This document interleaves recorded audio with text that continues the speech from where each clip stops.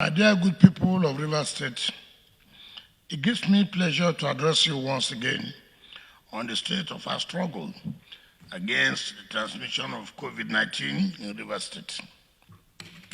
As at yesterday, 26 April 2020, Rivers State had 6 confirmed cases of COVID-19, with 2 fully recovered and discharged, 2 confirmed deaths, while 2 are active and presently receiving treatment in an isolation and treatment center at Ncha General Hospital, Eleme. The recent positive cases, in spite of the strategic measures were put in place, are clear evidence of gradual increase in transmission of the virus, which has happened as a result of the actions of those who either choose to breach or sabotage our directives on lockdown and social distancing. We consider the emerging trend as not only serious and risky, but also one that compels us to step up our strategies and prevent a spike in the transmission of the coronavirus in our state.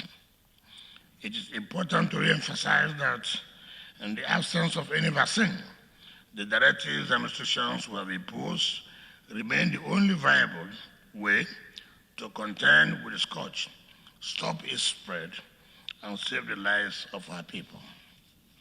While we are truly concerned with economic consequences and the resultant suffering on our people, especially the vulnerable ones among us, we are more worried about the irreplaceable lives that we have lost and could still lose on account of this pandemic. For this reason, we should all be prepared to go through more stringent measures, including a possible total state-wide lockdown, if the situation so compels in the days and weeks ahead. However, we may not get to this drastic point if we exercise more patience and strictly obey and observe all established measures, including the rules, behavioral protocols, and restrictions on lockdowns and social distancing.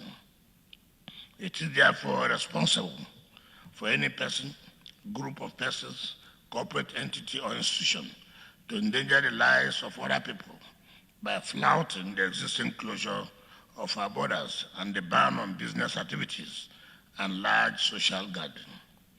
Consequently, in view of the non or passive compliance with these measures, it has become compelling to also place the following parts of Port Harcourt and Obiakpo local government areas on 24 hours complete lockdown beginning from Tuesday, 28 April 2020 till further notice. The whole of Elekaya and Odum Junction leading to Romokalabo, which we call Elekaya Romokalabo Link Road. Rumomasi, the entire Rumomasi, including the Kansa-Uwa Road, which is referred to as the Stadium Road, is also locked down indefinitely. The entire Mobekani is also locked down indefinitely. All residents in these areas must stay at home. All shops, mini markets, offices, and business outfits in these areas must also cease to operate until further notice.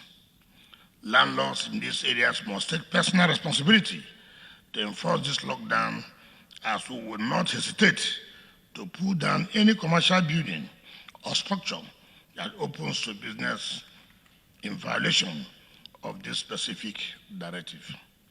We are also watching the conduct of residents and traders in Rumokoro, Romokrosi, Enekam, and Oyibo, who are refusing to adhere to the government's ban and restrictions on business and social gathering in the state.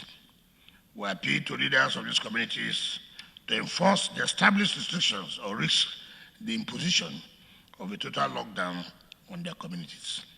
Furthermore, we can no longer tolerate a situation where some security personnel allow people to leave or enter the state in spite of the closure of our boundaries with other states. These unscrupulous officers or men are deliberately putting our state and the lives of our people at risk, as our health system can hardly cope should there be a surge in COVID-19 cases. To contain this threat, therefore, we'll be inaugurating the State Task Force on Border Closure on Tuesday, April 28, 2020 at 12 noon to effectively monitor our boundaries and ensure that no unauthorized person or vehicle leaves or enters our state under any guise in breach of the lockdown order. We have also directed the Commissioner of Social Welfare to round up and deport all migrants, including their Almajiris, to their states of origin to protect our people from the threat they present to the transmission of this pandemic. We have also widened our case finding and containment strategy by moving from targeted testing to active sentinel search for cases with acute symptoms across various public and private facilities and subject them to immediate testing, isolation, and treatment. With these measures and ceaseless supplications to God, we are confident to win the battle against COVID-19 in our state. We commend our healthcare workers for their efforts and personal sacrifice in these trying times and pray to God to reward all of you richly. Finally, we will step up our efforts to deliver more palliatives to the vulnerable ones among us.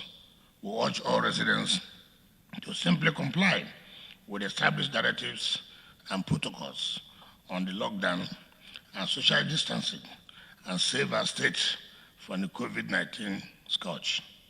Thank you.